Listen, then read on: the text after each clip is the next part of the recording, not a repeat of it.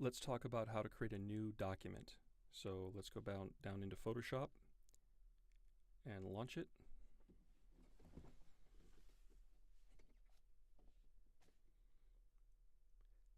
Let's talk about how to create a new document.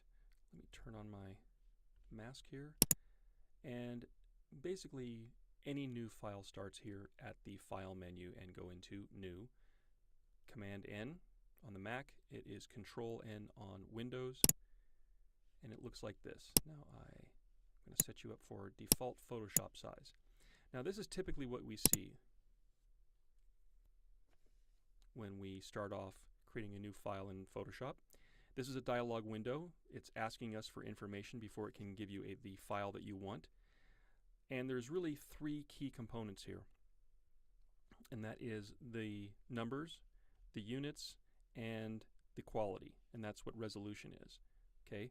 Well, a number is a number. I'm sure you can figure that one out.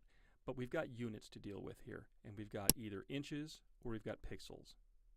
Okay? Now, I'm sure you've heard the term. If you haven't heard the term pixels, I will just show you what it looks like.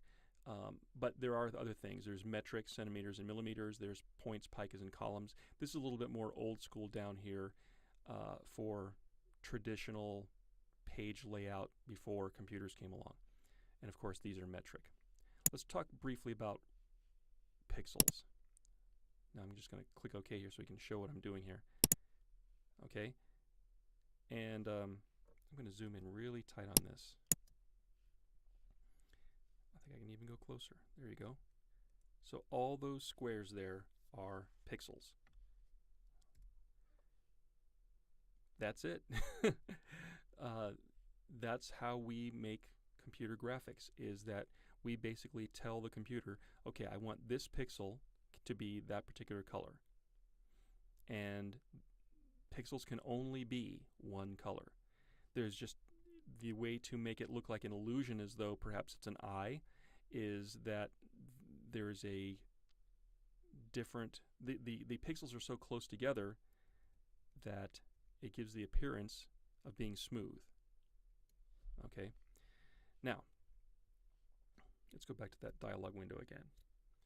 So we can do inches or pixels. Now I'm sure you're familiar with inches, hopefully. So clearly we've already created a document that is 7 inches by 5 inches over here, right?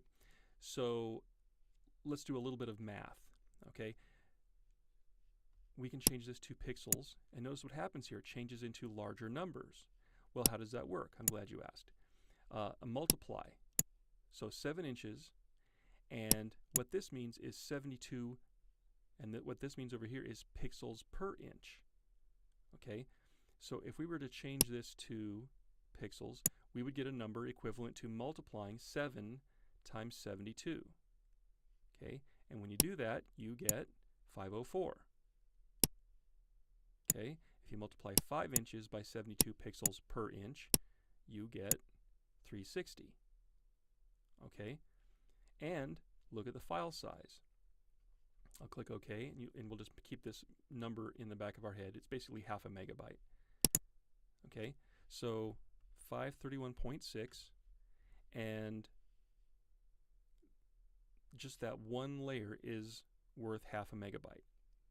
The more layers you have, if I add another layer, it's going to count as memory as another 531.6, and each layer can have roughly that same amount. It depends on how many pixels you put in there and how many different colors. But the idea is that every layer you add to and complexity that you add to your file is going to add to the file size. Okay? Now, let's do that one more time.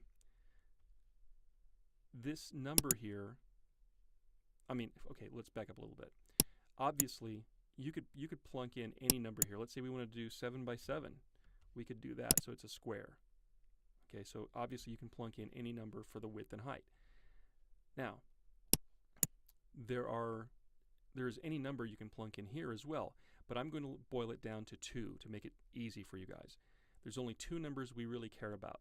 Okay, 72 is the number you put in when you know that the file you're about to create is going to be used strictly for computer screens, some sort of video game screen, electronic billboards, or What else? Smartphones, that kind of stuff. So that's actually a low resolution setting. Now the other setting is, we'll give it a different number here, 300. And now 300 is the resolution or quality you would use when you're going to do something on paper. So if you're creating a trifold kind of a thing where it's a trifold brochure perhaps, then you would start at 300 and go from there. Printers need more resolution. Computer screens and any sort of electronic screen, it doesn't. So we can start lower there. Okay, so 300 is the high resolution, good quality. 72 is the low version. Okay, these other two things here, these are color spaces within Photoshop, and pretty much I'd say 99 times out of 100 you're going to want to go to RGB color. We'll talk about these other color spaces another time. And this thing here that says 8-bit color, you might as well just leave it as 8-bit because that's probably all you'll need for the rest of your life. And then of course it starts you off with a background content of white, but you could set it for transparent or some other color. Okay, now before we move on, I just want to talk about the presets. Now the preset we started with was default Photoshop size, 7:5 at 72. Okay, but there's other things here too. We've got US paper, 8.5 by 11 at 300. Is that high quality or low quality? It's high quality. Okay, then of course you can break that down into legal or tabloid or what have you. We've got international paper, we've got photo paper, so you can go with 3 inches by 2 inches, or maybe you've got a 4 by 6 or a 5 by 7 or what have you. That's still high quality because it has to go through a printer to get that photo done. What else? And then if you're going to do some sort of interface thing for the web, you've got several choices here. And now these are all done in pixels. And that's going to be low resolution, 72. If you're going to do something for high resolution film or television, you can do that. If you get, this is all television. NTSC is American TV. PAL is Europe. These are like for high quality. What's the word I'm looking for? Industrial film is, or even though it's really not film, it'd be videotape or even digital. But these are the settings for that. And then if you're going to work with film, actual real film, we've got very high settings here. Check this out: 4096 by 3112 at a low resolution. Okay, and even though it's a low resolution, look at the file size. Just consider how big this is here. 4096 by 3112. That's huge. Okay, so just one layer gives you 36.5 megabytes.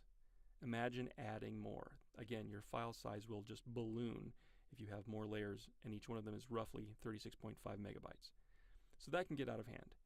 Okay, for our class, I will tell you when we're going to vary off the default Photoshop size, and especially when we get down to the final project, we'll talk about that in detail as well. But this is where you set up your document. Click OK. There we go.